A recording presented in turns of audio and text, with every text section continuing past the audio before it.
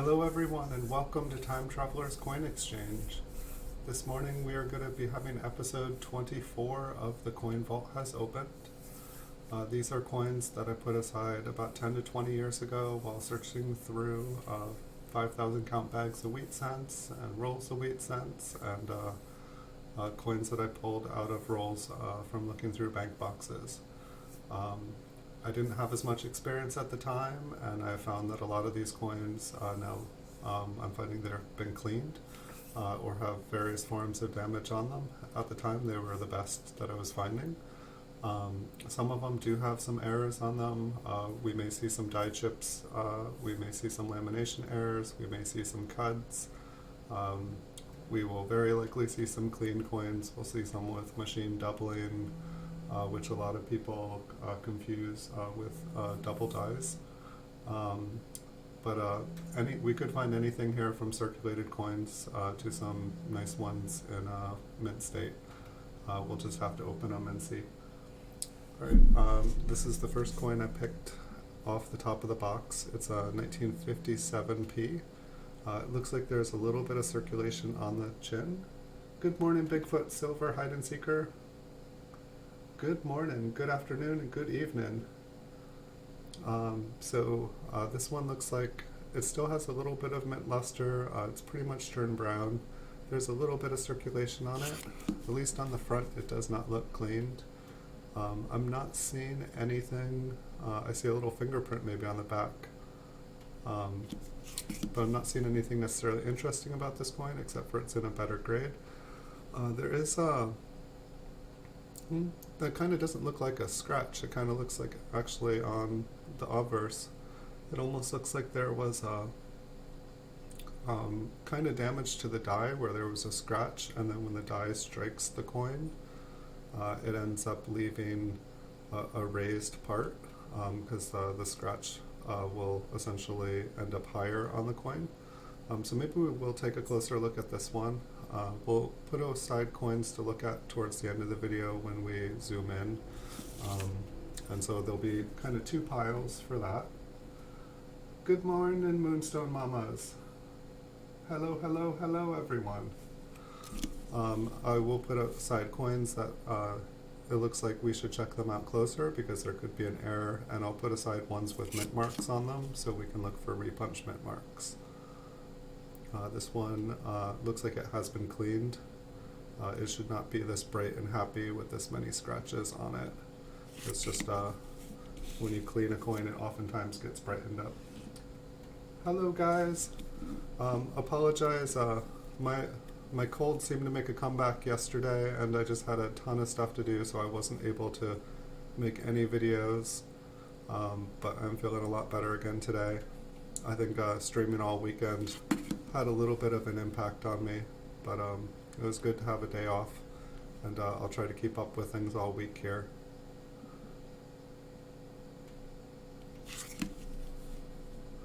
So this one looks about AU. It still has some mint luster on it, but it's got a little bit of signs of wear. AU stands for almost uncirculated. Hey Alan, bad as dude, welcome. And here we've got another 1957p, and this one looks like it's in about AU condition as well. Almost where you can see kind of a contrast between the field where the date is. It may just be toning, but we'll take a look at the reverse. It could have had some cleaning on this coin, but I don't think it has been. The reverse looks a pretty nice consistent brown on it. I think there must have just been something touching the coin on the front there. Sometimes if there's other coins touching or something else on it, the coins tone differently. It is possible the fields here on the front were cleaned. I'm not sure what the purpose would have been. Thank you, Moonstone Mamas. Yeah, we're a week into the coronavirus reaching Humboldt County here, and so far I haven't heard of any more confirmed cases. Everybody is self-isolated. I should probably be worried more about the flu and about like the common cold. This one's definitely got some damage to the reverse, and it also looks like at least the left side of the fields have been cleaned. 1947, if this was, you know, not damaged and that wasn't cleaning and it was BU, 47 is a better year, especially from Philadelphia. And so some of these I might have just been putting away, like a 1957p, if it was, you know, in mint state 66. They go for like a minimum of like $40–50 a piece. This one has some environmental damage. It looks like it's got some wear. I do believe even with the wear, I believe the fields are natural. I believe they're original surface. But even with all this mint luster, the coin kind of appears circulated, almost uncirculated AU, just because there's a lot of scratches, and his cheek there, it looks like it has been rubbed on. And there is some debris on the reverse, some environment still on the coin. And I'm not seeing anything crazy about this one. A couple scratches, but no errors or anything. We've got another 1947p. This one I'm guessing would maybe either be a very low AU or maybe an extra fine. We'll take a look at the reverse. There looks like there may be a little bit of machine doubling on the 7. It's probably just from a really worn die. When dies deteriorate, they kind of end up flattening the coin.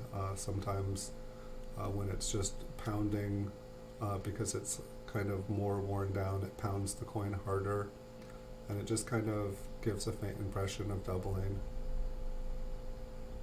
But it looks like this one is in pretty good condition. Nowadays I usually, if I was purchasing coins of that year, I probably wouldn't purchase one below like MS64, which these ones are definitely not MS64, but at the same time they probably cost me about 3 to 5 cents at the time when I purchased them.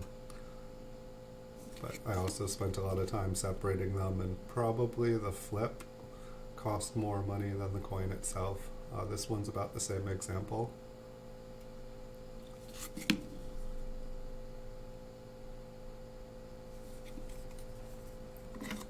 I got to watch a bunch of your videos the other day, Moonsode Mamas. I've just been having trouble sleeping, which is part of, I've just been wearing myself down a little bit. I've been trying to take care of myself, but I've been up pretty much all night. So I've just been putting on different shows and watching. I think Saturday night, I think I got to like watch every single show that you had made, even all your auctions. You've got some really nice jewelry. It was fun getting to watch you and your daughter present everything, and even saw a little grandbaby there on a Christmas Day episode. Super cute. Kids are awesome. This one looks like it's got a little bit more wear on his coat. Maybe it would make an extra fine 40. This might be like a very fine 35. I always kind of lowball things a little bit. I'd rather lowball it than exaggerate it. This one has some environmental damage and God.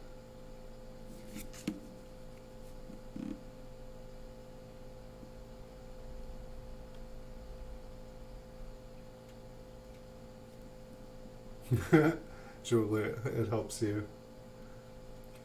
I bet you after doing a bunch of unboxing, it's like you unload so many. Like, where do you get everything from? Do you do yard sales and eBays and auctions and stuff? It just seems like you had a lot of stuff, and a lot of it seemed like you were getting to look at it for the first time.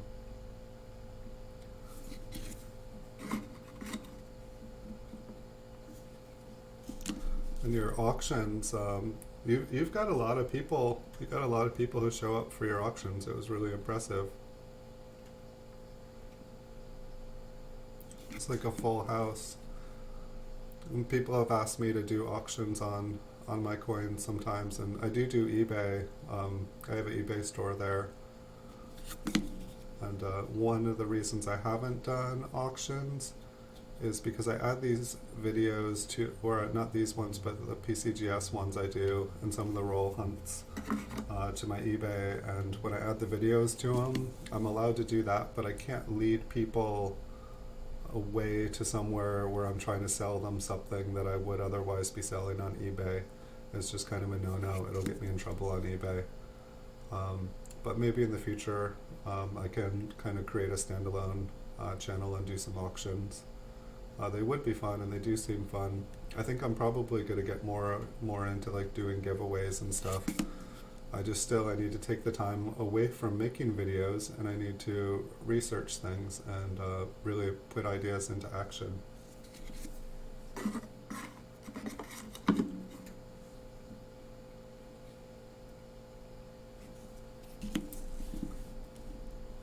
This 47 is really heavily cleaned. And it's funny too, because sometimes when you clean them, you get these kind of cool colors on them. It's really interesting. I like to call it more of a patina, just because bronze and copper, they react with so many different substances, and they all produce different effects on the coins. You do giveaways once an hour? Yes, that's part of the reason giveaways are awesome, is that people love free stuff. I like going to channels and watching people get free stuff. If they're giving away, I'll try to attempt to, win the stuff, but I always give it away to someone else in the chat. So this one looks like a 1955 poor man's double die. You can see the second digit in the 5. You can see what looks like wanting to be doubling. This die looks super worn. If you look at In God We Trust, everything is kind of flattened and pushed up towards the rim. That definitely, people definitely collect these, but they are pretty common. People just like it because getting a 1955 double die, it's just not going to happen for most of us. And this is something tangible that they can have that looks cool. But they're not particularly rare. I've found whole rolls of them sometimes.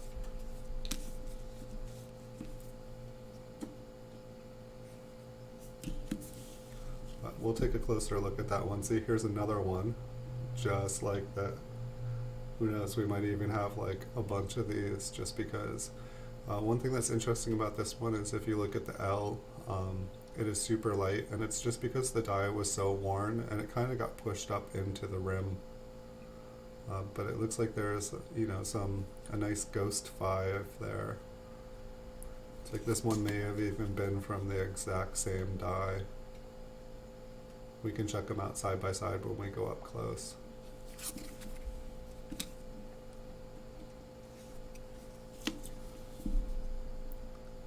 And here's another one. This one doesn't look like it's as strong, more of like the bottom half of the 5. We've got that same L that is super, super faint. The T almost looks like it's more of a 7. It looks, perhaps it got scraped there a little bit. You can see a big scrape on Lincoln's cheek. This coin looks like it's been around the block. It is circulated. It's got quite a bit more damage than the other two. So we see a nice little progression, and like, hey Theo T, welcome. You can ask. Silver isn't my specialty, but if I know the answer, I will give you an answer. Like, I am not the ultimate source of information, but if I know the answer, I will share it, and if not, I will honestly say I don't. And if I know somebody that might be more helpful, I'll try to pass it on. Looks like a little environmental damage on this one. This one is probably like about almost uncirculated, just because there is some wear on Lincoln. It might be extra fine 45.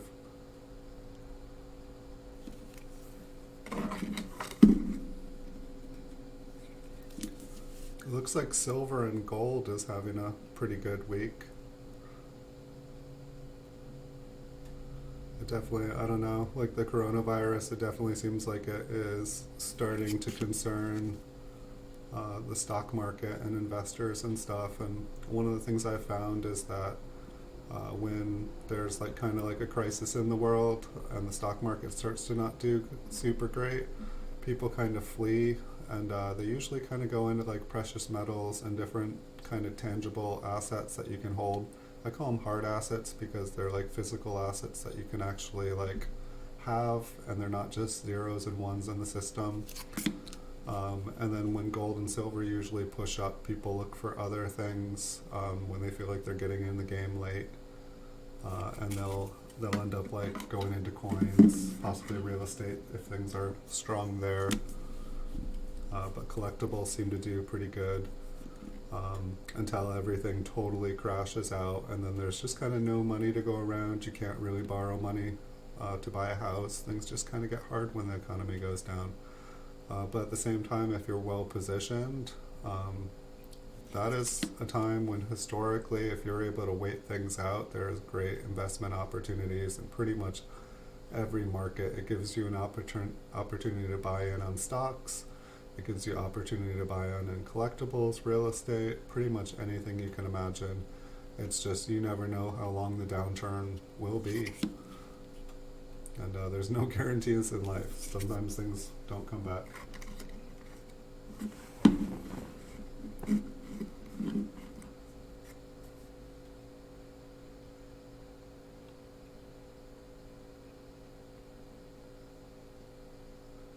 Okay, so your question is, I'm into things with monetary value and other coins, just the silver value, the bullion value.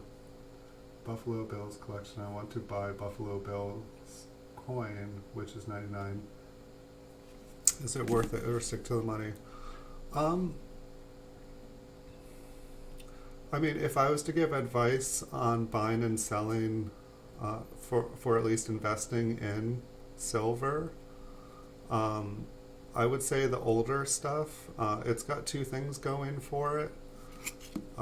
Like older silver with monetary value, it basically has, it will always have the silver value of whatever it is. But then when silver prices go up, more coins get melted down, and more of the older stuff is getting rarer and rarer. And so the best thing that I would advise, if you're able to buy older silver coins like pre-64, and get them to close to bullion value with good details with no damage.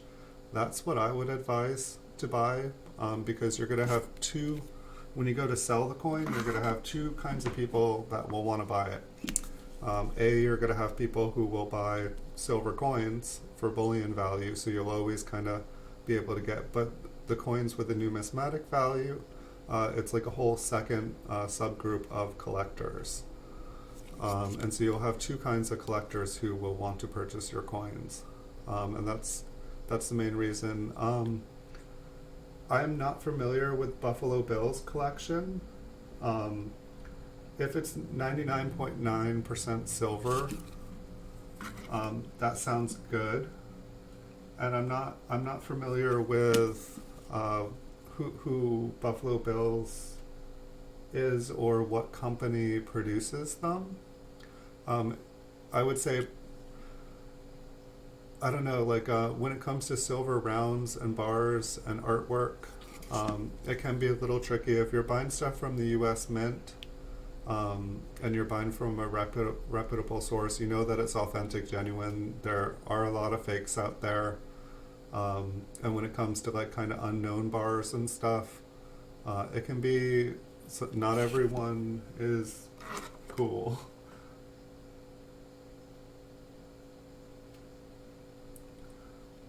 Bullion is basically like a precious metal.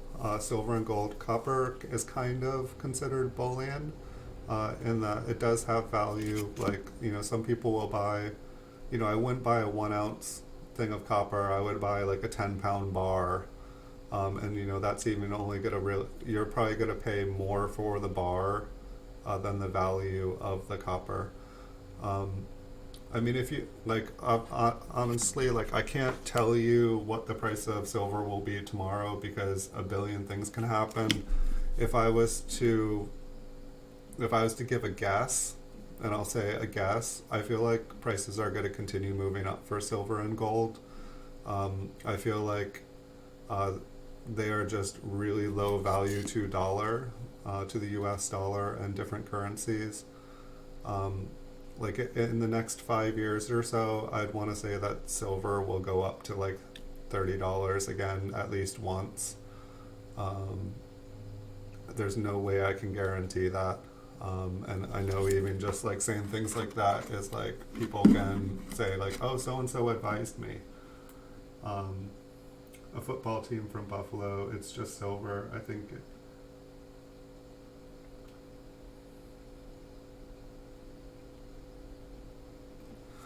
these pennies technically are bullion because they are copper. Like precious metals, historically, you know, it would go like gold, silver, copper. Copper being the least value of them, least valuable of them. But you know, most people wouldn't be buying pennies for their bullion value. I used to sell like 5,000 count bags of copper cents, like pre-82, and I'd usually get about double the face value for them. Um, and I would have to use a machine to separate them, and it's illegal to melt them down, so I just sold them by the bag. And people either, some people wanted to just go through them to look for better dates and whatnot. Um, this one looks like there's some doubling on the 9. This is cleaned, it's super, super scratched up. So I guess, I don't, like, I'm guessing, like, I think, I can't even remember. I looked at the price of copper or silver and gold today. I want to say, I mean, I can look at it again right now. It was between $16 and $18. I feel like it was like, I usually use a website called Coinflation. Yeah, so it's 18.22 this morning as of now. And so it's been going up. It's definitely been going up the last couple months, kind of nice and steady. If the stock market crashes here, it would probably be a really good time to buy. I'm just looking at this coin here. I mean, basically, it's like you don't, if you're expecting for a for like coins that are minted by the U.S. government, silver ones, like bullions, like silver eagles and stuff, they have, I don't know, it's hard to say here. People do collect them, and they do go for above face value, usually like $2 to $3. There's usually like a $2 to $3 premium over the silver value, the spot value at the time. Those would be the easiest to resell. People are familiar with them, and it's just, I'm trying to think of how to say things and not be giving bad advice. You can get other, like you can get like APMEX rounds of silver, like a silver ounce. You can probably get it cheaper than a silver eagle. You know, it'll probably only be like $1 above spot. And just more, like the better the name brand, the more recognizable it is, more mainstream it is, the easier it's going to be able to sell. There is kind of an exception in the fact that there are some really cool bars that have like artwork and are like super limited edition. Some of those have collectible values, but there are a lot of companies that, you know, make rounds, and they make coins. They make like, you know, their own special, like I feel like when the 50 state quarters came out, other companies made 50 state quarter silver rounds. None of those are really collectible, even though, you know, they might have only made so many. It's just it's like a subgroup, like of just not many people collect those. Most people kind of stick, if they're an American coin collector, they're gonna collect coins that were made by the mint. And there's definitely a lot of other mints out there that make their own coins, and a lot of them do not, you know, they don't increase in value. A lot of them you can still buy for the exact same amount, if not less, as they did when they came out. If you absolutely love the artwork on this coin, you absolutely love it and want it just because you want it, buy it. But if you're buying anything like that, hoping that it's going to become worth more money or become like a collector, like high-end value, a valuable high-end collectible, I don't see it happening. Historically, it hasn't happened. There are some really cool silver 1 ounce pieces out there. Another kind of caveat, like there are like small time mints, especially here on YouTube. A lot of artists who make their own, they might only make like 10 of the coin before or around before their mold breaks. Some of these ones I would consider more like artwork. And the earlier the artwork, the first couple coins this person made, those would have kind of like an artistic kind of value, especially if the person later on becomes like a big name person. Those will become collectible because they were like the person's early work. I've definitely seen different people's rounds, home pours, become worth money, but it's not necessarily, you never know whose is going to become worth money. And also when it's a smaller company, unless you have like an assaying kit or like a machine that can like test the metal, there's no even guarantee that it's 99.9% silver. If someone's making a lot of these, a company's making a lot of them, and they're putting them in magazines, and there's ads all over the place, and they're mass producing them, they're probably what they say they are. But I did work in, I didn't do silver and gold, I did copper and aluminum and steel, but I did a lot of bronze work and did some pouring, like lost wax technique. But at the same time, it's like there's lots of impurities and stuff, and if the person is a beginner, there might be other things in there. But if you're paying around silver price within $1 or two, I would say that is fair. Like if I think or silver was at 1828, I think we just looked at. If you're paying within $20, but if it's like $50, like silver's never really gone up that high.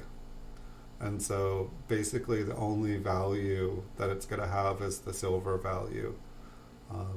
I'd like to say that a lot of these things are going to become collectible, but people need an attachment, and one of the attachments with coins from the US Mint is they'll collect the whole series, and so they'll want to have one of every one for their collection. And there's definitely people that like collect like art bars and stuff. Sometimes like if you have like a silver bar and it's like Coca-Cola, then you have two subgroups. You have people who collect Coca-Cola paraphernalia or memorabilia, and then you have people who collect silver.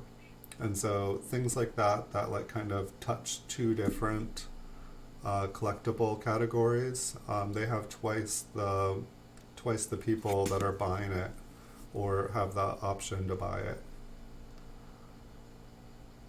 And so I guess like, with the Buffalo Bills, if there are a lot of Buffalo Bills fans out there that want this coin, and they collect silver, then you might have a secondary market when you want to sell it.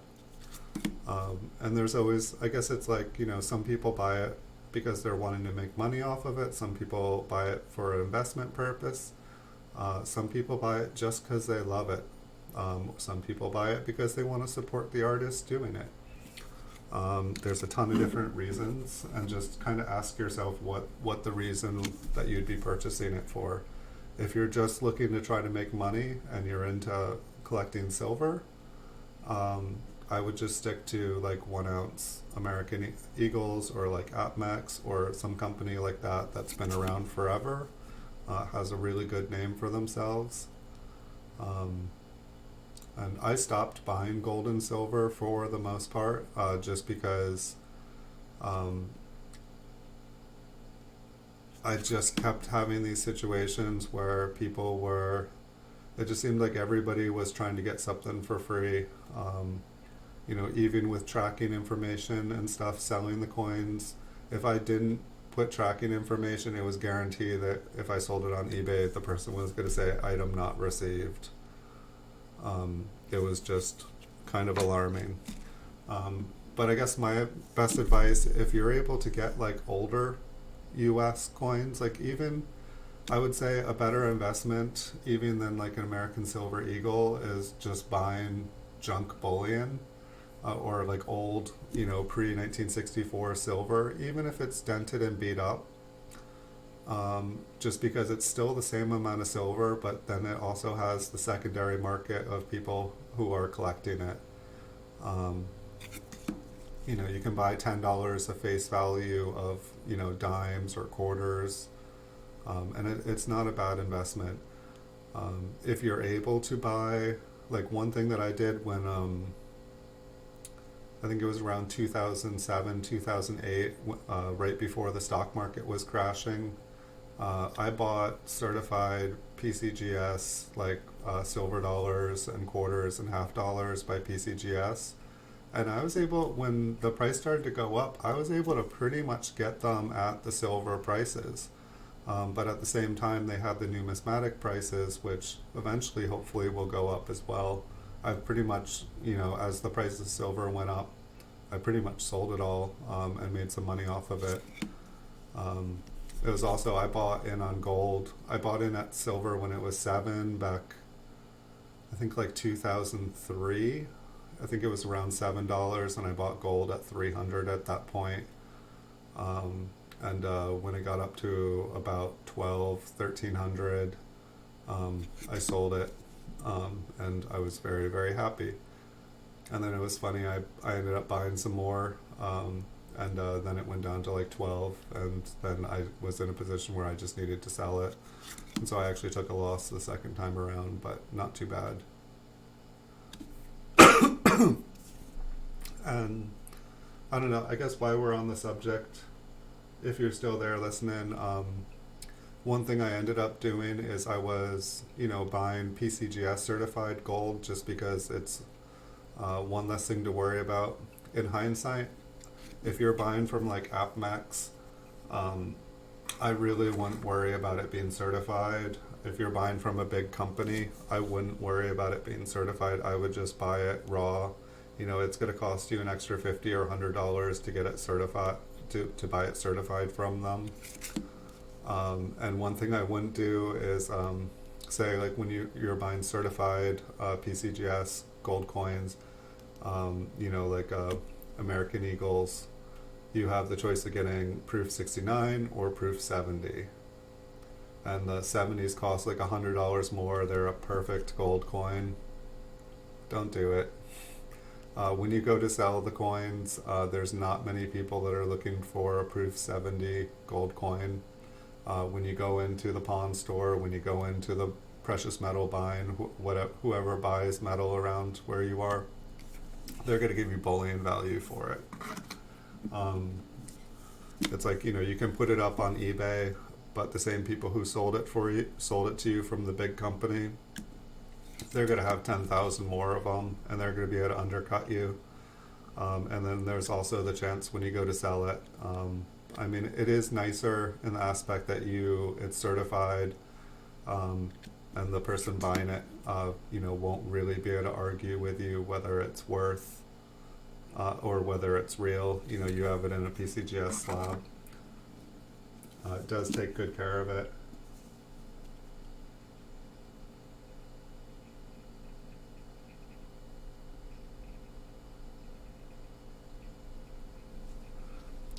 Like, I guess for the advice I'd give, if at all possible, get a coin that is both.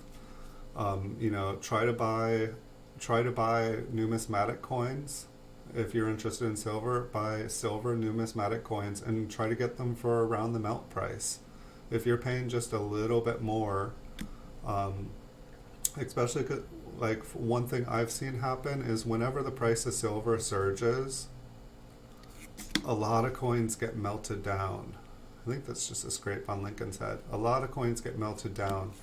And as they get melted down, they get more scarce. And then that drives up the numismatic value of it. Coins that are below, the numismatic value is below the silver price, they're still going to be worth the silver. But those are the coins that are most likely to get melted down first. And I don't know, just pre-1964 silver,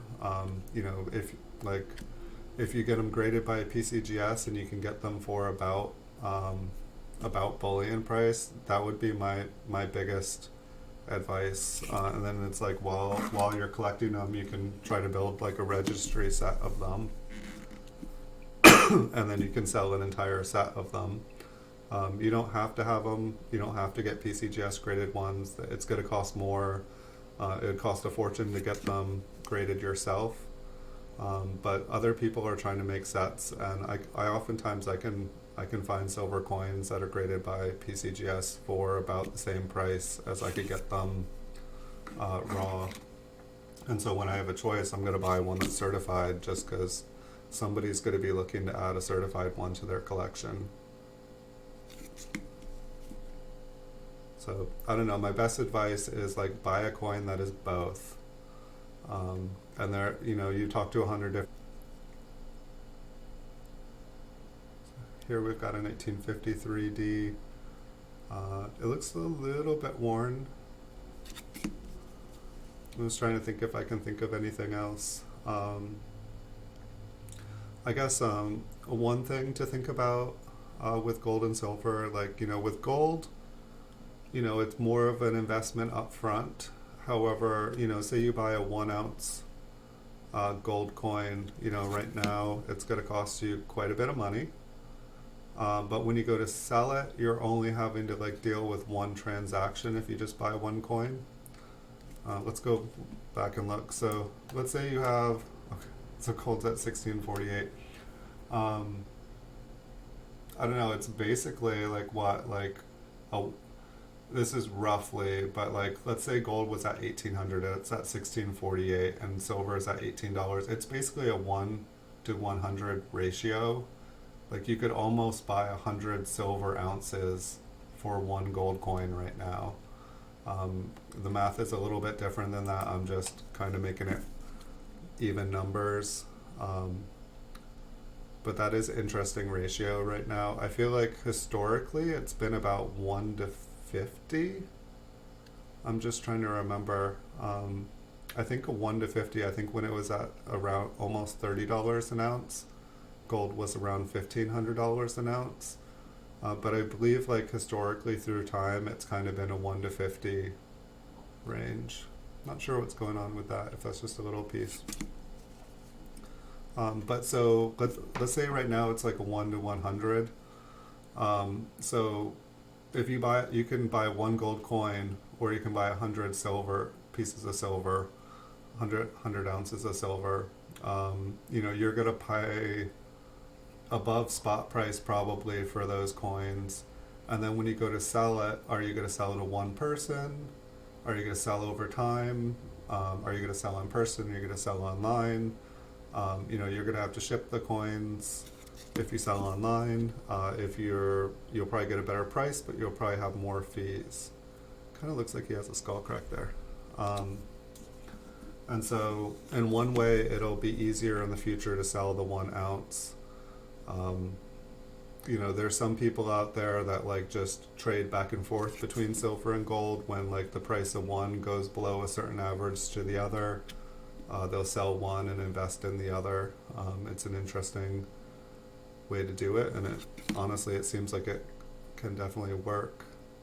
This one looks pretty damaged. The date looks pretty, the mint mark looks like it has a line going right through it. And Super Silverman is here.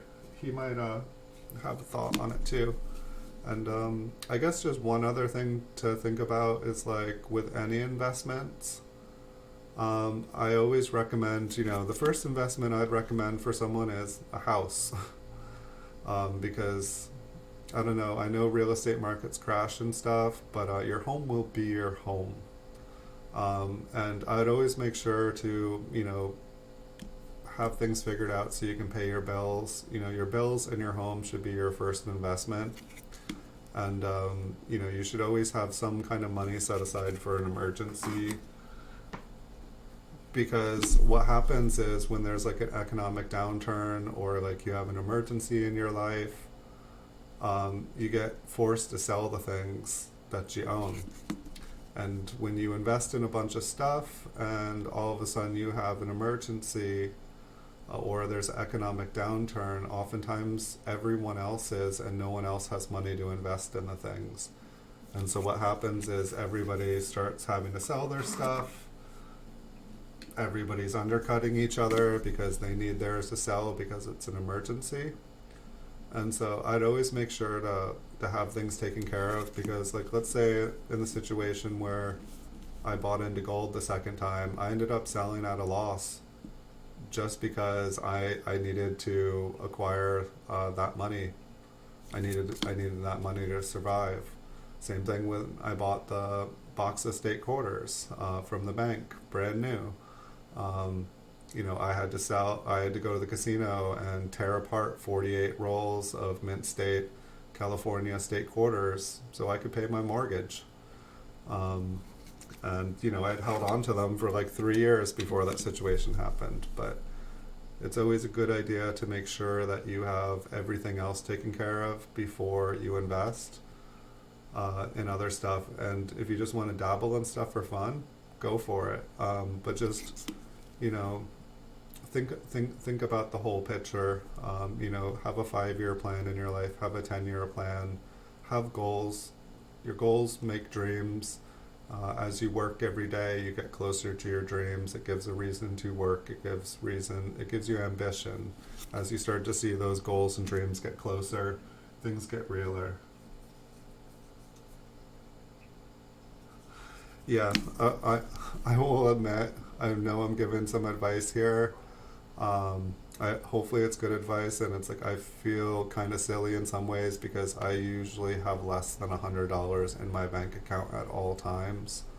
Um, and so also I guess that's a reason to bring up coin addictions, bullion addictions. Sometimes being a collector and collecting things, it can turn into an addiction. And you know, just keep yourself in check. You know, most of these coins out there will still be around tomorrow. You know, I have seen price increases in a lot of categories and stuff, but you know, if there's something on eBay, for the most part, there'll be another one just like it, unless it's like the top pop. This one almost looks like it has like a little wood grain in it, or like a lamination error. I doubt it will show too much up close. But I kind of like the texture on this one. It kind of looks like an improper metal alloy. No deep cracking or pitting or anything. Yeah, cushion money is good, and I mean it's hard because it's like just sitting there, and it's like, you know, you think of all the things you could use it for, but it's like, say in my life right now, like there's like a million things all going on at once. Like when life happens, when it rains, it pours in life. And like I don't know, like my cold right now, which is almost gone, it's just the tip of the iceberg. Like it's just, life is really crazy right now, and I just try to keep a good attitude.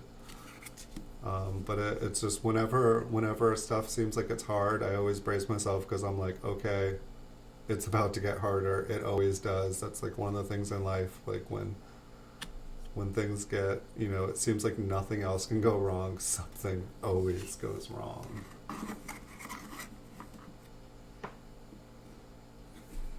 Yeah, surgery.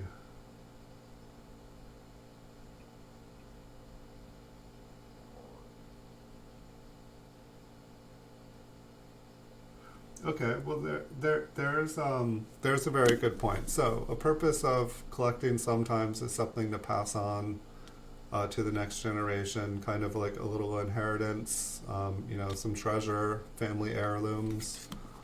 Um, this is something I've been taking a great deal of time to think about. If I ever pass anything down to a future generation, like say, let's just take my eBay store for example. I've got a lot of certified coins, and I've thought about what if I die? What would the people dealing with my estate do with everything?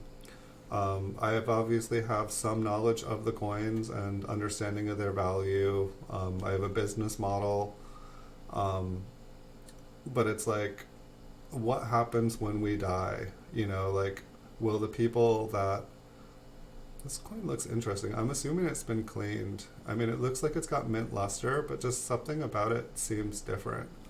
I don't, I don't know. I think it's just from it being cleaned, but I haven't seen a lot of. Maybe I think 1936. I think that's the first proof coin. I don't think that this is a proof coin, but it's just something seems different. But anyway, so like I just think about like, okay, what would happen to my collection if I died? Would they just have a collector come in and look at it, give it a lowball estimate of its worth, and they would sell it all in one shot? It's kind of like if you have to think about whether your family, if you pass it on, if they're even going to be interested in it, if it's going to be something they want to keep around, or if it's something that is going to be a hassle to them. Like all my pennies and storage and whatnot, like I can just imagine people like lifting it with boxes and stuff.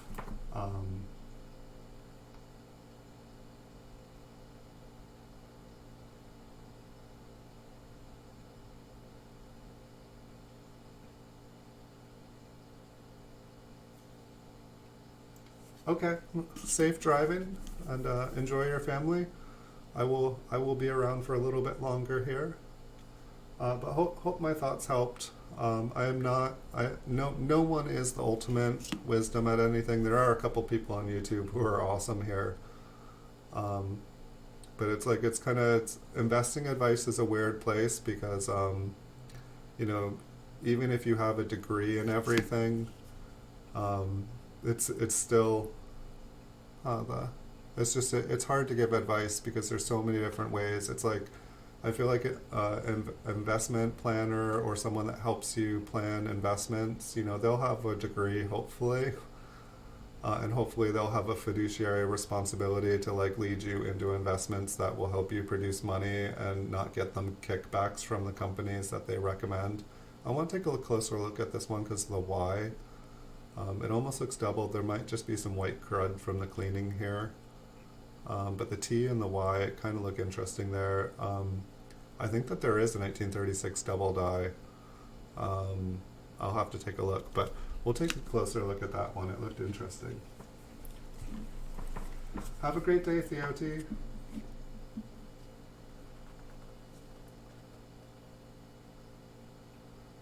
You thought the flat rim might be a proof sign?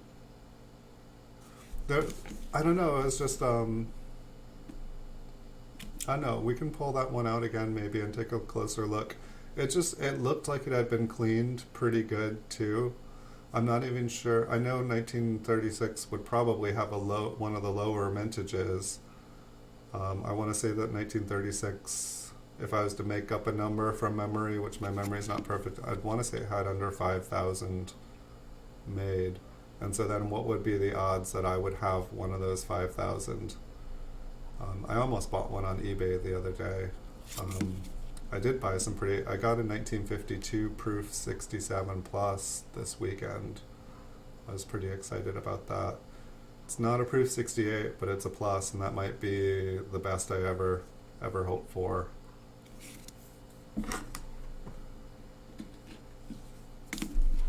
But yeah, I've thought a lot about like what would happen if I died, and I've almost thought I'd make a YouTube video about it, which is funny because we're talking about it now. But I figured I would make a video, at least a video that would be sure to be found if I was to die, and it would basically just go about explaining what everything is, what's the best way to sell it, what's its value, you know, I'd have a part talking about what it is and what it means to me.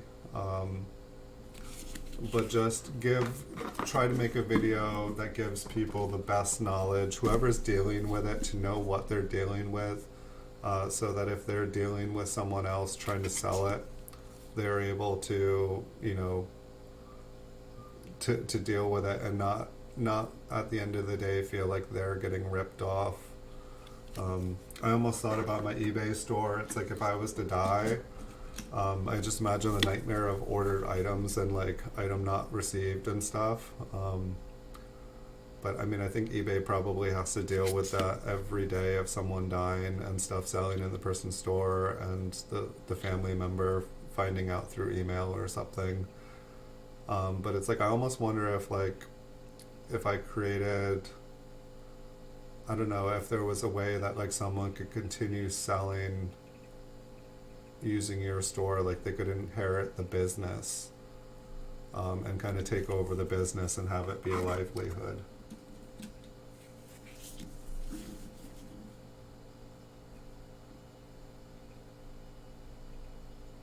No, I didn't watch CoinTable's new video, and actually, I ran into his randomly, um, and I loved his PCGS unboxing, and I was just like really intrigued by the information he was sharing. And then I ran into him. I ran into him randomly on Instagram afterwards, just typing in, I think like coin video on Instagram, and I'm never on Instagram. Um, and I was like, oh, small world, and gave him some love there.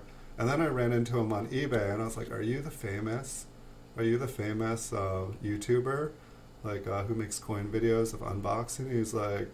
He was so modest. He seems like a nice guy. But no, I haven't seen it yet. But I've been seeing his coin. Got the, find a diamond in the rough, and like the Lincoln cents that he's been getting graded, they make me so jealous. But the way he keeps cracking them and sending them back, and like, no, it's this. And then like turning like a $60 coin into like a $500 coin. I mean, like, that's what I want to do. Like, that's why I started making all the videos with the coins in their mint cellos, is because my eBay store is kind of limited in what I sell by what I'm able to buy from others. But I want to be able to do bulk submissions. That's my plan for the year, is to get geared towards doing bulk submissions, get like 1,000 of every date and every mint and start submitting them. I'd like to be submitting 1,000 coins to PCGS a month.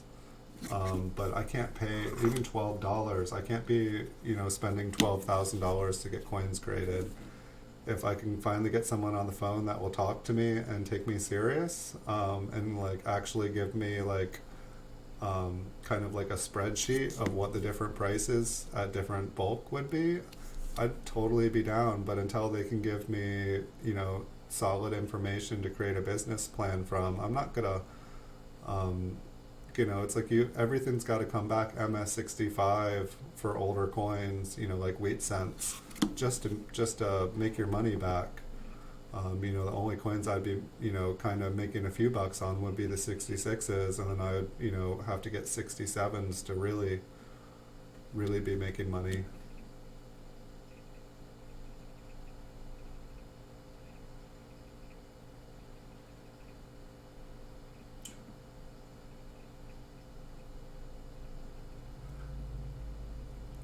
That's pretty cool. They're wanting to sell it. Um, I actually owned. I don't know. I did open a brick and mortar at one point. Just half of it was the fact that where I lived, I was up in the mountains at that time, and I couldn't get internet, and I was running an eBay business, so I was using my cell phone and tethering it to my laptop, and I didn't even have. I was off the grid there, so I was like starting up a generator, to be able to run the printer, and it was crazy. It would take me a half an hour to download a shipping label so that I could print it off my cell phone. It was like, we definitely didn't have 4G back then. Um, but having, it's like just having an eBay store. It's quite a bit of overhead. Like my eBay fees usually go about $500 a month. Um, and so like it's like when you're having to pay $500 a month, you have to charge a little bit more for your coins. Um, but it's like having like there was one place here in town that opened up. I think it's $900. And I was thinking about it, but it's like not only would I have the $900, I'd have utilities and stuff, and so then I live in a town of 300 people. I'm not going to be getting the foot traffic. Maybe during the summer it kind of turns into a hopping little beach town. It's definitely kind of a tourist attraction, but you know, with the inventory and stuff. But then it's like the person's probably going to want quite a bit of money. I'll have to check out his videos. I really enjoyed CoinTable's other videos. Like he definitely, I don't know, he inspires.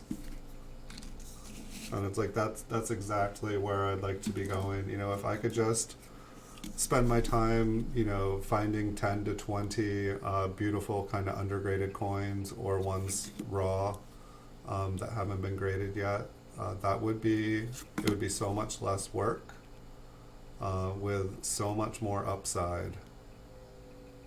And I'd like to be one of those people that finds and preserves those coins and brings them into existence.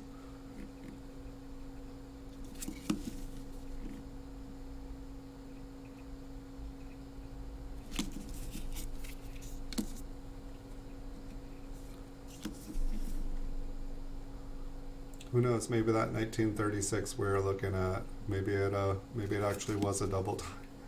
We'll find out. I'd like to think that like out of all these coins I put away, at least a couple of them will actually be like scores. But so far I feel like we've only seen a couple. I think this is episode 24. I mean, maybe I have better boxes somewhere. Maybe I put the better ones somewhere else. Because I did just run into a whole nother wall of these boxes. Like it's just, little red collector boxes and stuff like this. And it's kind of silly. I spent, money on the flips. I spent money on the staples. I spent money on these boxes. I don't think these red boxes were that cheap. I think they were like a couple bucks, like maybe even $3-4 a piece in bulk. And so it's like, if I sell like a box of these in the future, have them all flipped and, dated and everything. This one's so cleaned. Maybe some luster up and trust. Trust the luster. But the rest of the coin is definitely cleaned. Maybe that's where they were holding it with their finger. Maybe they finger dipped it. It's a shame.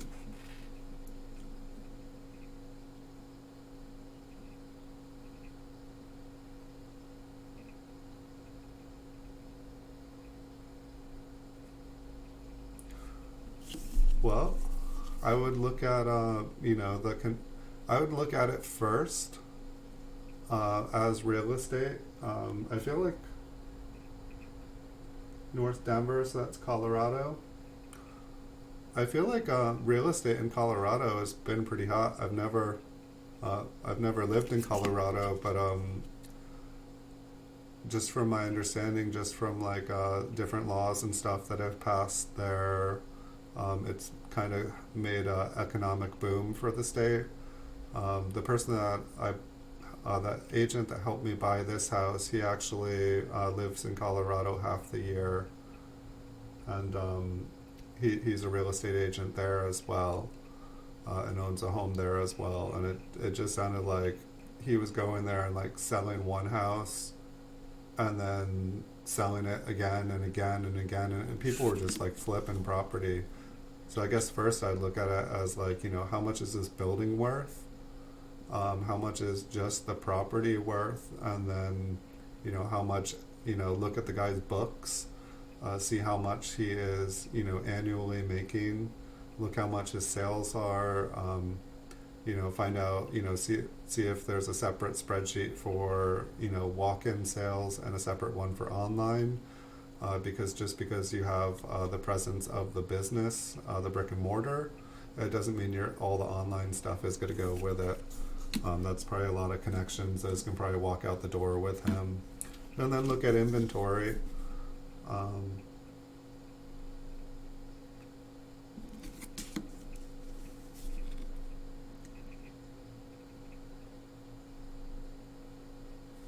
Yeah, I don't know what, I've never been to Denver, so I honestly, I don't know. I mean, like, the name definitely has recognition, but I don't know what, a store. I feel like, I mean, even in a small town like this, I feel like if like the if the if it was a commercial structure in a, a good neighborhood, I could see it having a lot of value. And I don't know how much inventory this guy has too. I mean, I don't know if he's got whole vaults of silver and gold in the back or what. If he's mainly cards with just a couple of showcases of coins.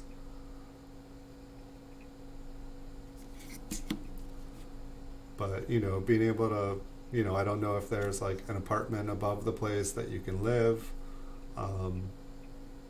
This one's been cleaned. You can see all the lighter fields on it. So it's just what happens, cleaned on the front.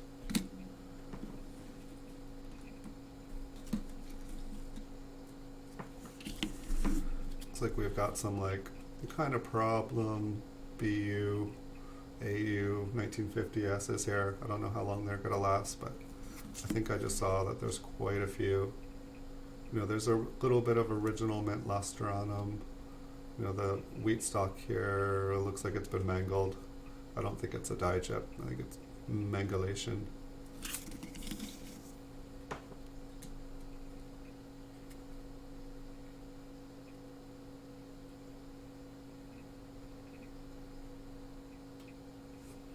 He wants to sit on the beach. I don't know. I'd be a little bit skeptical. Who owns a coin and comic shop and loses that fever? Maybe he wants to metal detect on the beach. I can't imagine he's totally over it. Maybe he is. I don't know. I guess it's like at some point in my life, I feel like all my collection and stuff, it's going to become more of a liability of like, what do I do with it all? I feel like that's one of the reasons I started to kind of, I had some bags that were like open in 2019, some bags that said 2029. My eyesight's still really good, but it's like there's this fear that one day it won't be so good. And so, I feel like I'm trying to at least figure out what is what while I still have the eyes to do it. And I guess I could just get a pair of glasses. I believe the wheat stock looks like it has a little damage at the tip there. I did find a couple of them that just have, it was probably like a lamination error or a little die chip on the end, but they kind of looked like there were pieces of wheat going up above. Oh no, seems like they're going to go all over the place maybe here. We've got a 44S, and then it looks like next up is a 51S. But I don't know how big how big the store is and what the inventory is. I mean, I'd imagine that they're probably going to list their inventory as being higher than it is. This one's kind of like the first coin we looked at. Maybe it's just a scratch. Actually, I'd be curious. The top part looks like a scratch, but the bottom part almost looks the same as the other. I wonder what the first date that we put aside was. Maybe it's like, no, it was a 57. And it's on the head, it's up higher. So that's the funny thing about memory. It's like sometimes I'm like, oh, I've seen this one, and then it's like, oh wait, no. Kinda. We'll take a closer look at that one at the end here.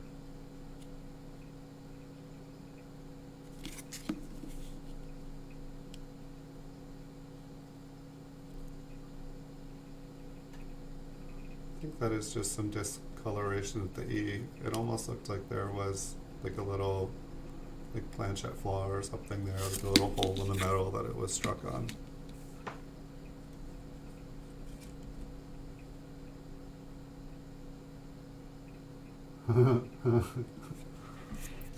Yeah, there's another fear. I have coins?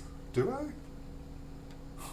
Let me look. No, I don't have any in my pocket. No, you're collect. I have a collection? Coins? I used to love coins. Gosh, that would be hard. I could see situations where like he sells stuff, and then the person comes back into it the next day and sells it to him. It's like, I used to have one just like this. Just like this. I'll buy it. Pays more for it. Then the person comes in, buys it back from him again, then sells it to him again. Oh boy.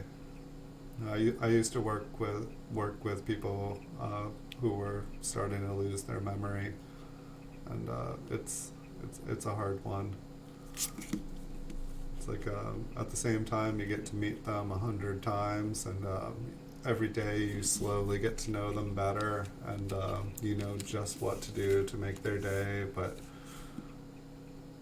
having them like wake up in a hospital bed and like, who are you? What are you doing here? And it's like, we've been over this 100 times before. You're in a hospital.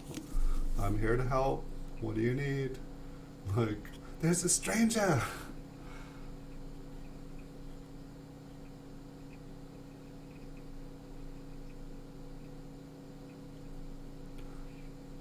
Yeah. At the moment, I'm not in a position to buy or sell businesses.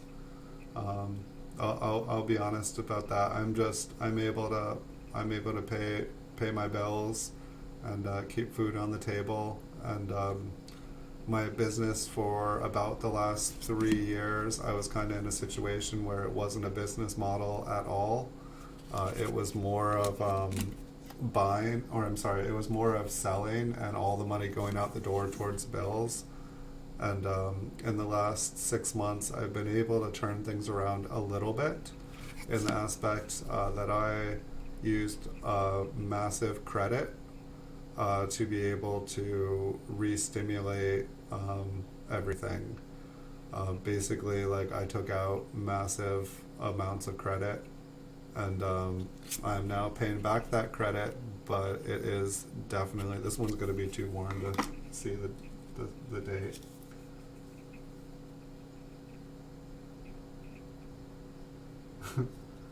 um, but I don't know.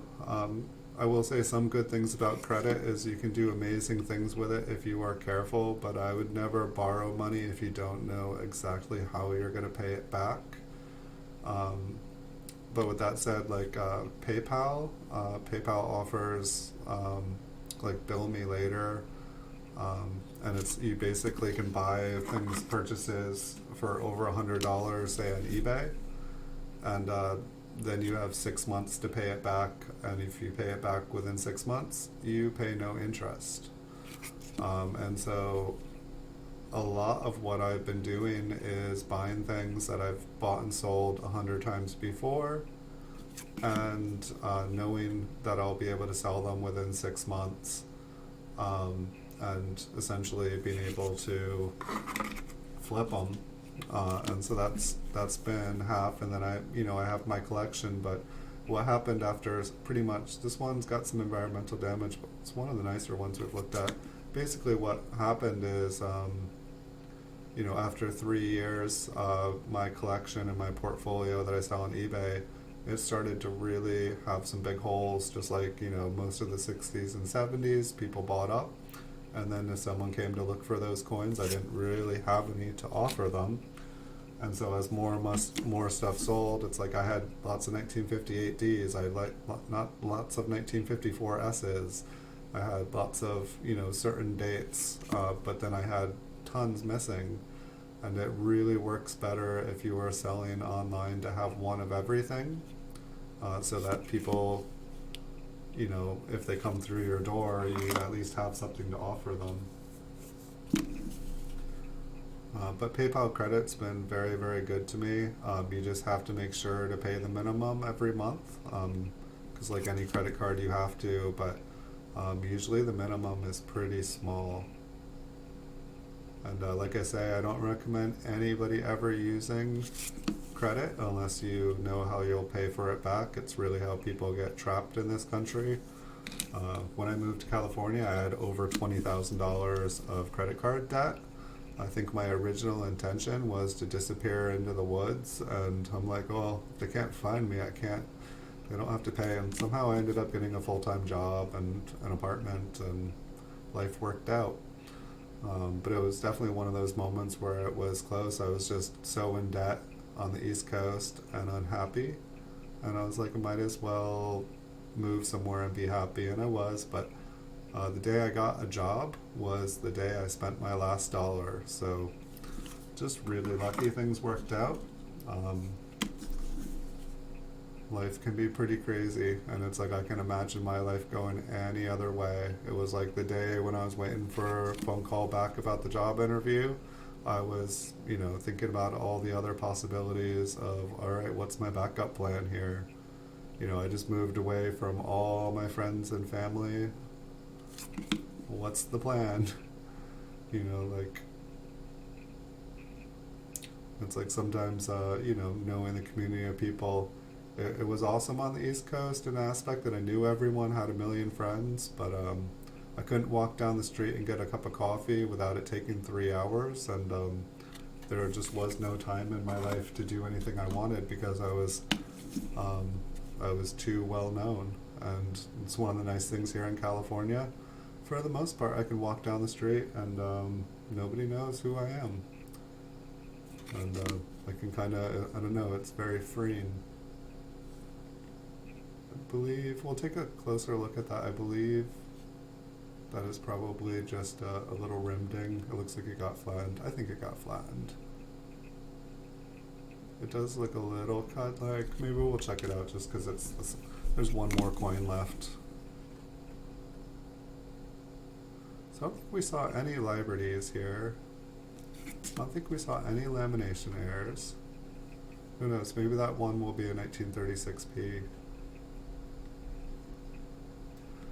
Do I dream of owning a coin, like a brick and mortar store again? Yeah. I'd love to.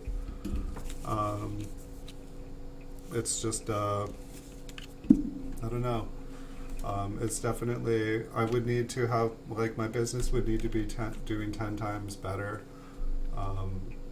than it is now. Let me zoom in here. I'm going to have to turn on the light and focus, so bear with me, guys. I know things look awful here for a second. Alright, we've got lights. See if I can zoom in and lose all that. So I think this was the one that probably has a rim ding. A rim-a-ding-a-ding-ding.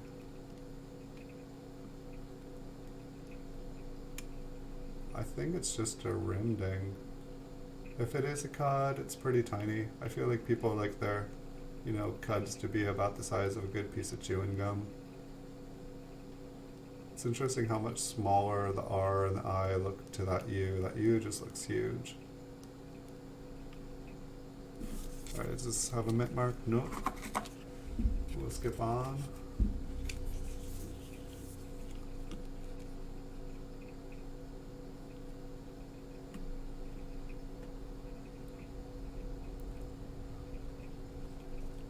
So I see some environmental damage in the date here, but I do feel like at least on the underneath of the mint section, I feel like I see a little piece of metal there. I almost want to imagine like this serif is split, kind of hitting the rim. I'd have to look at some other examples. Above the S to the north, almost looks like there might be remnants of an old S.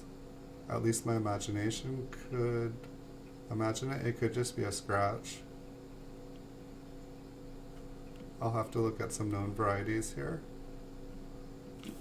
As I'm just looking at these randomly here.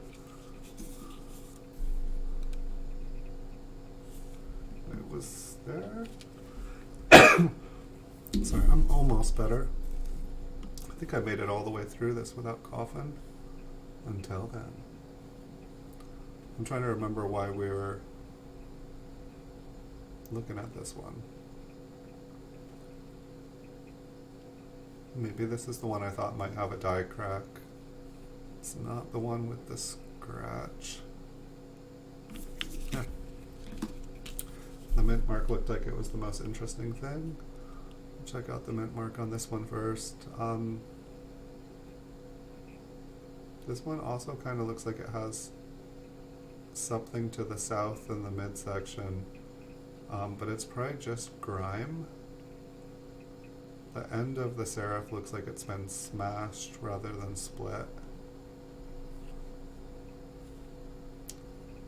I think this one must be the one that had the scratch, but I'm not seeing it.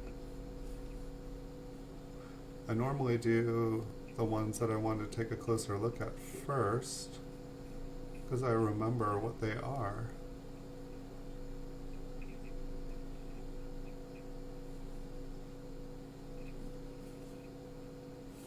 Maybe I flipped it over.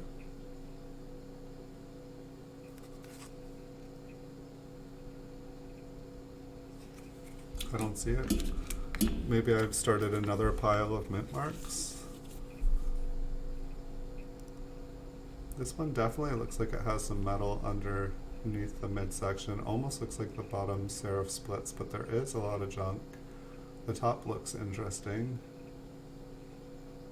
This one must be, okay, yeah, this one has a scratch. And a scratch.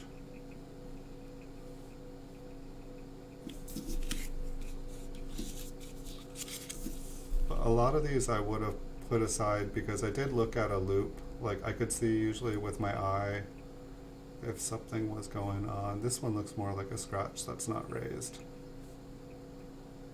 Nothing going on here. So I feel like the one that when we get to the 1936, I should definitely slow down and make sure that, I guess it's not a mint mark, so we're not going to be wearing the date and mint look a little flattened here. I don't think that's what we're looking at though. Maybe, I think that's a scratch on the head. I don't think it's a die crack. And then we still can't see what that is, like chewing gum. And gum we trust. We gum trust. Here we've got the 1955. I think that this one just kind of looked, I think this was the weaker poor man's double die, like you can barely even see the 5 under the scope. It's just kind of a shadow. I like to call them ghost 5s, but it's not really even there. We were looking at some way better examples the other day. I think this one's a little fuller. I think you can kind of see it. You can see the tail on the 5 kind of up through the midsection and a little bit on the top. I think the last one was better, and these ones both had kind of like a weak L. I think when the L is gone, I think that's like the best one of them all. So I think this one was a little bit fuller on some angles. Hey Hazel, Rosario, welcome. And so this is kind of the poor man's double die here. You can definitely see on the bottom of the last 5 a little bit of the doubling. It's just die deterioration, got hammered down pretty hard. Sometimes everything else is kind of squished and pushed up towards the date. You can almost see like it's like everything gets flattened towards the edge of the rim here. I'm most curious about this 1936 here, and my eyes might have just been off. Okay, yeah, that's what I'm seeing. The coin's been cleaned. That's sad. I was hoping it just it looked like there was some white crud to the left, but I didn't want to like pass it up if it was doubled. It looks like there's some machine damage on the 6 there, making it look doubled. But I do not think that this is a 1936 double die. but had to take an extra second while we're looking through these. Hey Hazel, how are you doing? Welcome. I don't think there was anything going on the reverse. Alright, so all the rest of these here are just mint marks, and so I'll try to go through them as fast as I can. And I've definitely found when looking for repunch mint marks, it's like if you can't see anything like right away, there's probably nothing there. I don't know, I see like what looks like the tiniest, I don't know, the bottom serif kind of looks like there's a line where it could maybe be split, and right under the top serif at the end of the S, there looks like there's a tiny little piece of metal there. I'm going to put this in the maybes. I honestly don't think it is. If it is, it's like looks like a super minor one. And then like I was saying, I don't know, underneath there's a lot of junk in there, so I'm actually surprised that I can see anything. There kind of looks like there is something underneath the top end. There's something sticking out at the mid on the curve, and the bottom serif looks kind of split, and I'm just surprised that I'm seeing any of that, because look at all the junk around it.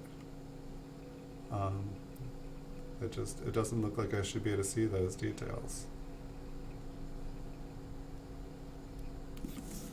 Fascinating. And it's not like I've been sitting below the microscope all day. This one looks like it must be kind of flattened. Same, yeah. I don't know, it's interesting. If I put a lot of these away because they looked funny under the scope. Like say if you look at the O, it looks like it's been flattened on the west side, or the 0, I'm sorry. And there's like a lot of scrapes and scuffs. Almost looks like Lincoln has been cleaned here. But it's like I feel like the S is probably really scratched up, and that's probably why I'm seeing things sticking off. I'm gonna say no.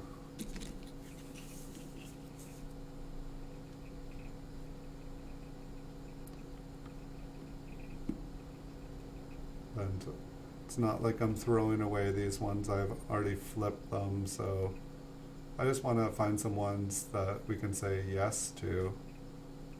I don't know, the west side of the coin on the top, it looks like it's kind of doubled.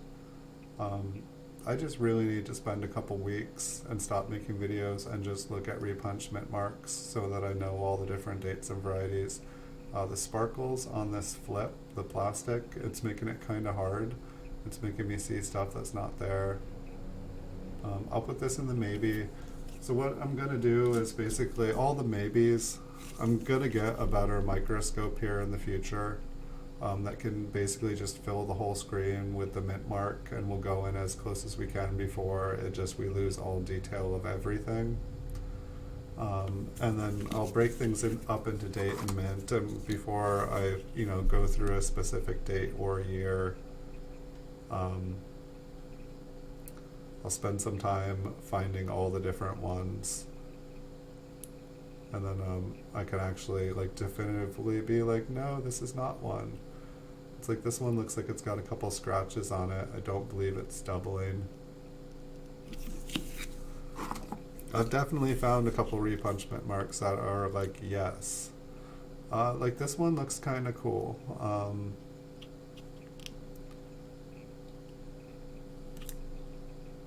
It's like on the inside of the D, you can see there's like a line going straight down the center.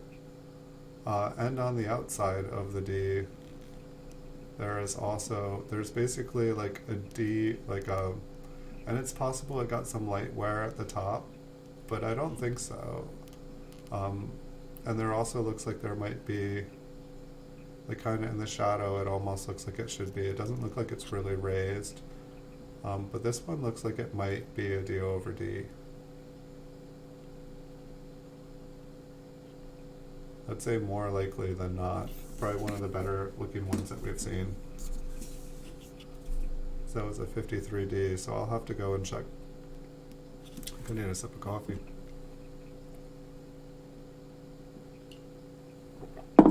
For a second I was like, wait, I haven't checked the eBay auctions today, and It's actually the deadest week of the year I've ever seen on eBay. I think there's only like 5 coins I'm bidding on. Normally I have a couple hundred coins I'm watching in my watch section. I'm gonna say no here, even though the top looks a little bit interesting. Like the top serif, the top western, northwestern. I don't know, there are, maybe I'll put it in the maybe. See, that's like, if you look at the top and it almost looks like there's like a notch in it, or there's like a line going. That's what a lot of them look like. And it doesn't look like an area where there's a lot of dirt or anything. But I really need to be able to see like the tips of the coin, because that's where a lot of the doublings show. This one's kind of interesting how thin it is at the top. Like this is the same date. I don't know if that's just it got weakly struck. It doesn't look like it's been worn out or damaged, and that's why it's so thin on the top. Maybe there were different mint marks. Like, let's go back to the last one. Like, look how big and full that one looks. Like, you know, the top is a little skinnier. And it's like, look at this one.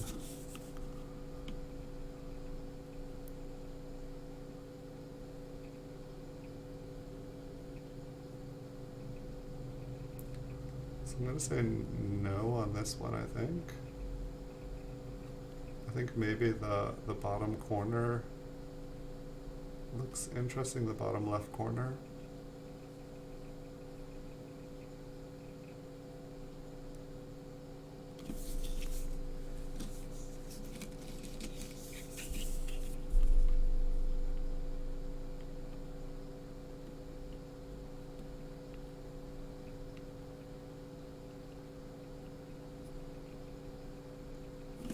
Yeah, it's usually only at night that I have a problem where I'm like, oh yes, yes, this one's awesome, yes, this one's awesome. And then the next morning I'm like, what was I doing? See, now this one, if you look at it, it looks lit. This is like, or this is, I don't know, it's kind of toned at the top, but this is one of the nicer coins I think we got to look at today. But there clearly looks like there is kind of extra metal going on the entire interior. Almost looks like if it is one, like the S is slightly slanted counterclockwise. But there definitely looks like there's metal inside, and I guess it's possible that dye deterioration can happen in the inside, but if you look at the date here looks really clean and crisp. This actually looks like one of the best formed dates that I've looked at under the microscope in a couple days here, where there's not just a huge amount of machine damage. And I'm not sure why the mint mark would get worn out so quick if this was still beautiful looking. I feel like we could actually clearly see metal in there, which is like the more circulated coins we look at, it just becomes harder and harder. So it's like, here's another 1951. It's like, look how chipped up, and look at the doubling on the machine doubling on the 1 and the damage to the 9.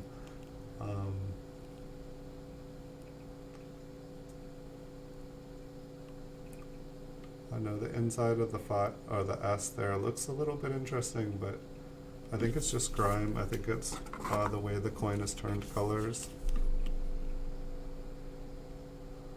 But this is why knowing every single coin from like front to back, every date, every mint, it's like people with experience of this, they can look at a coin that the date and mint are practically worn off, and they can see different dye markers on the coin. But even though they can't see what they want to see from other parts of the coin, they're able to prove that it is what they think it is. So what's going on with this one? It looks a little flattened.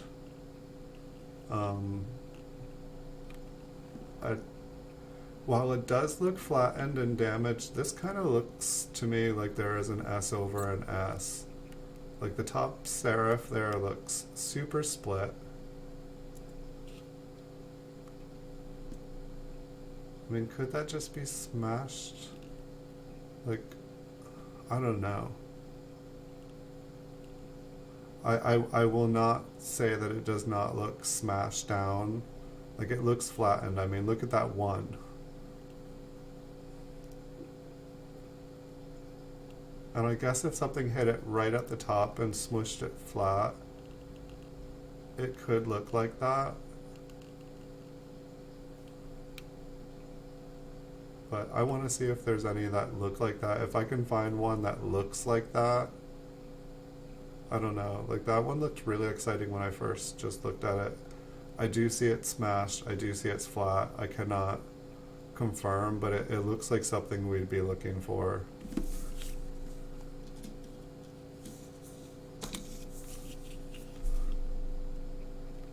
Let's find one that looks like that that's not smashed, shall we?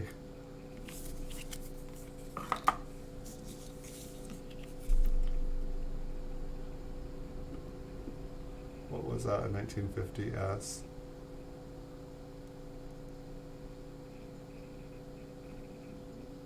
So here's the same one. So it looks pretty flat.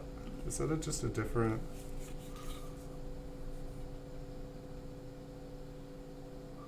ball serif at the end connects. Small ball serif. I don't know if there's a small and a large. I don't know, it looks kind of double to me. We'll keep going.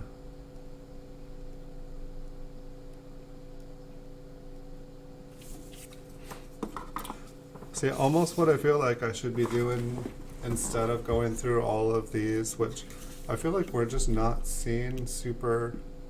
I guess one problem would be is with the PCGS slabs, with this microscope, I'd probably be about this big looking through the PCGS instead of like this big. But I guess if it was a more powerful microscope, it wouldn't have to be as close either. I think that this is probably just dirt and grime and damage. I mean, it does kind of look like there's something underneath. Kind of looks like there's something at the end, but if I look at everything else, like the date, it just kind of like the grime and the dirt looks like it matches up.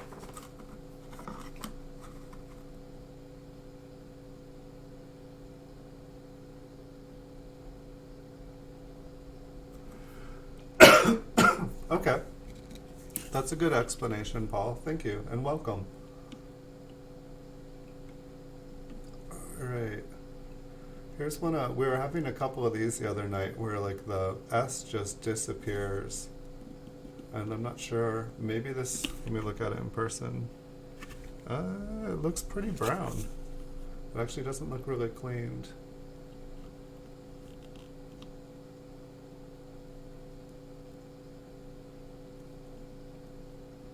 And so I don't know if this is just the same. I don't know if somebody did a really bad job punching this one then.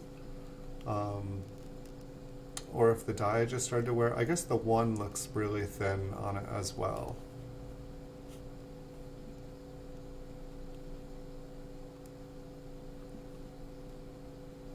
I almost wanted to imagine that there was like a little piece of S to the right. But I think I just imagined things well. Imagining things and having them be there are two different things, right? Unless they are. My belly is imagining me feeding it. It's like, come on. You can hear me. Sometimes I'm afraid you guys are just going to hear like... You're like, what kind of fantastic beasts are you breeding there? It's just my belly. Just my belly.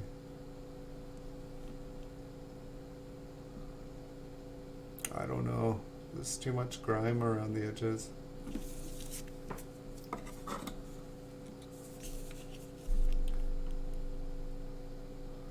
Here's another one of those 1951 S's where the one is super faint.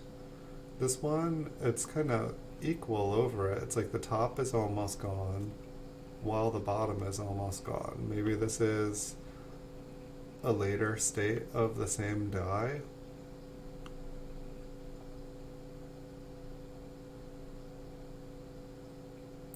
Because it looks very much like the other one, but then the top is even farther gone too. It looks like it's a weaker strike on the up here, like these were still all bold on the other one. Maybe it's just a completely different one, but I'd like to think they weren't striking them all looking like that. And here we've got actually a nice example of the mint mark. It's actually there. Say no here though. While it all looks nice and neat and clear, it also makes it easier looking at it and saying nope.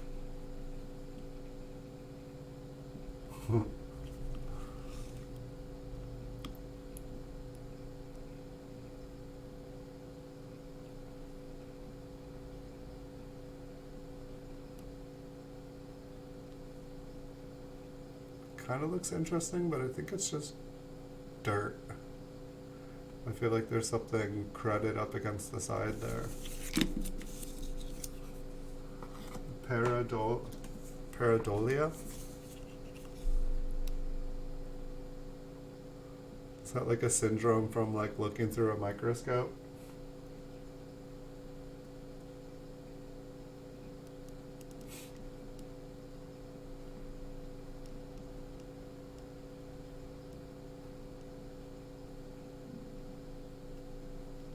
Where's that? My belly.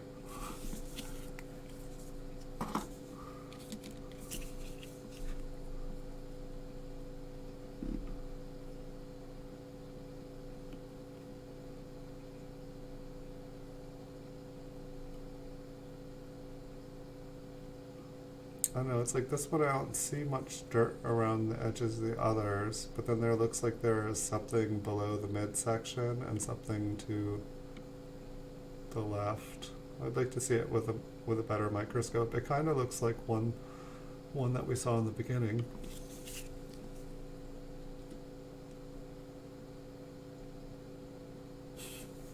Okay, I'll try to describe things a little bit better then.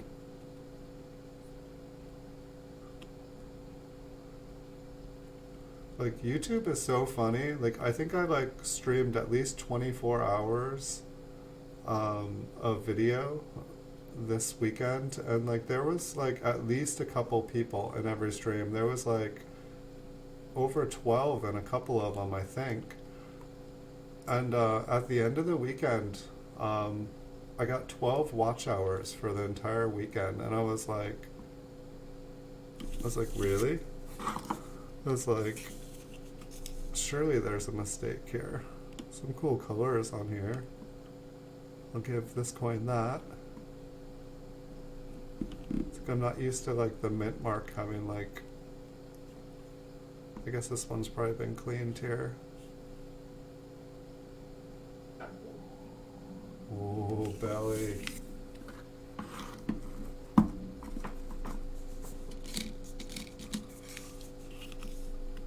I will feed the beast very, very, very soon. I'll give it like a corn chip.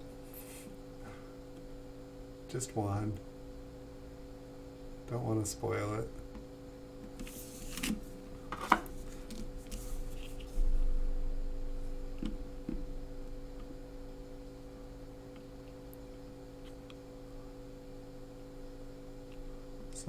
There's like a booger on there. We'll call it glue.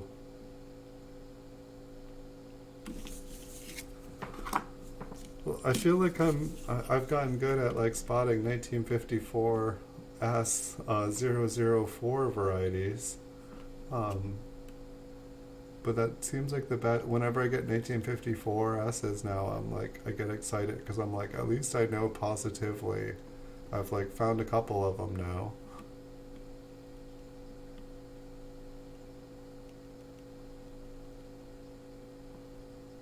This one kind of looks interesting to me. I don't know, maybe it's just partially filled. And that's actually one thing that I've been interested in is like, I remember finding like hundreds of filled mint marks, like ones where like the mint mark was just filled. This one is smooth. It's interesting, this 1950S being all smooth like this, it kind of gives that same feel as that other one that we saw, and it almost looks like it splits as well. Like it kind of looks like it has a snake head. But this one looks like it's just been hammered. This is probably me as a young kid hammering pennies into books. I'm going to pass on that one.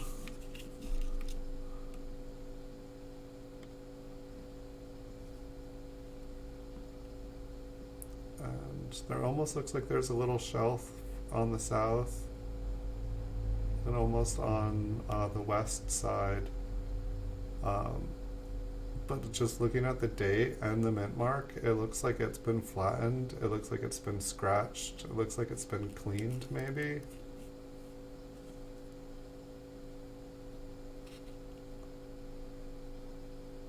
It's like, I want ones that like just scream, yes.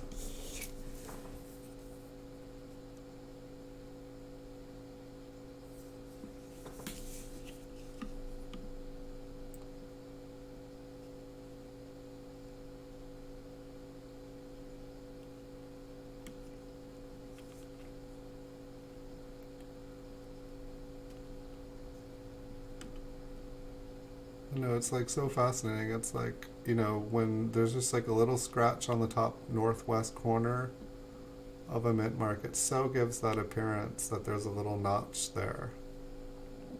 And I need to be able to go in just a little bit closer. It's killing me.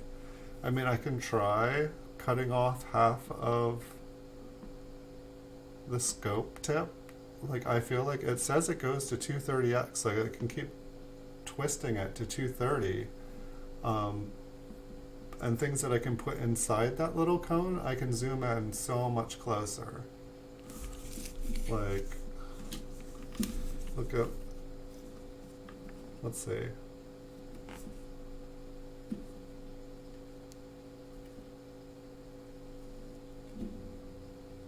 I guess I'd be in trouble if, say, like I fingertipped the end. Did I just run right through the focus?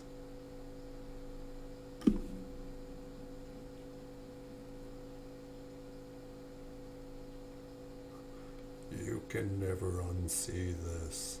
Ha ha ha ha ha. Oh, you can see like the little. Whoa. So can you see the finger oils? This is what destroys your coin. Look at, they're bubbling.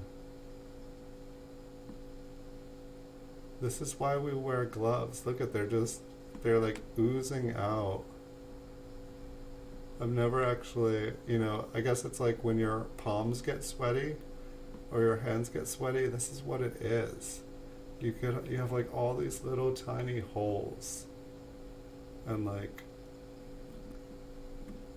it's pretty crazy looking. It seems like they all went back inside. I like zoomed in and like seen them sweaty, but I had never seen them like bubbling up like little. Oh, maybe it's when you move your fingers, like when you like twist and use your muscles. The elasticity of it like squishes stuff out. Craziness.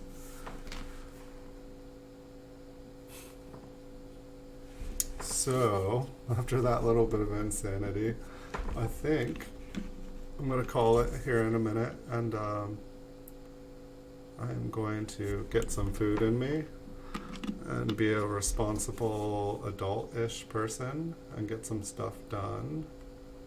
But I do thank you guys all for watching, and let's see. I found die markers that are very unique on both of my examples, and both appear to have slight tripling on the obverse.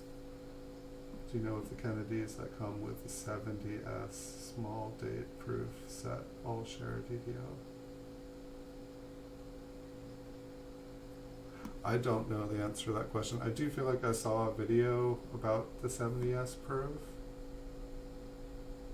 but I couldn't tell you a definitive answer, Super Silverman. Perhaps Paul knows. He definitely seems like he is down with the Kennedys. Like he's like it seems like every time he's watching, almost every time he's watching, he's also searching through Kennedy half dollars, like, and doing a thorough job.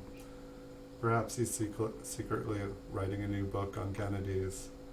Um, but I'm hoping he'll do some videos soon because with the amount of time he's spending looking through all these, I imagine he's probably finding some pretty cool stuff, and I'd love to see what he does.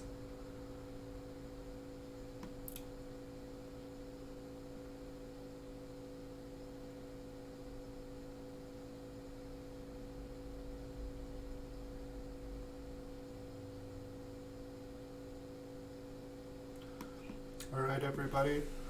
I wish you guys a good day, good evenings, good nights, wherever in the world you are. Thank you all for watching. Um, I know I have something going on tomorrow morning, but I will probably be on tomorrow evening. If I'm able to do a short show tomorrow morning, I will.